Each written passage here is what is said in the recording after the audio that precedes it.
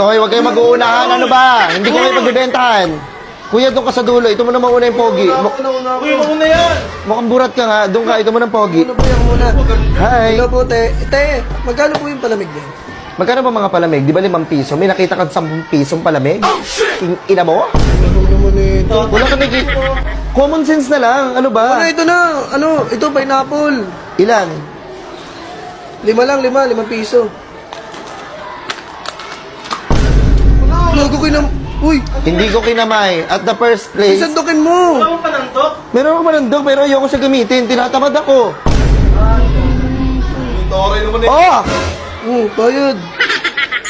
Bilis, bilis. Pa kaya to? Ako naman, pabili nga po ng ng grapes ito. Dalawa po. Saan dyan? Grapes po, dalawa. Huwag mo nang ganun-ganunin. Hindi to video karera. Isang turo lang po din. Ilan?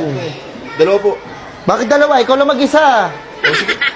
Sige po, dalawa. Tatlo na lang po. Naku, napakadami. Mahirapan ako magbitbit. Isa na lang. Anak ng tek. Delivery ko yung yung kapalit ko sa kabilang Hindi room. dapat sinama mo siya.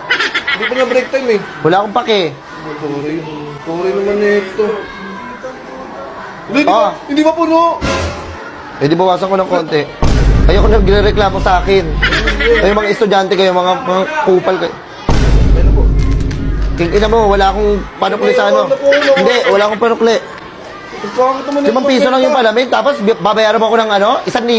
Binigyan ka ng mama ko yun eh. Ganyan baon ko eh. Eh di ikaw na RK. Kuya ko na! Rich kid jar. Libre sa mote, 30 minutes na break time namin, oh.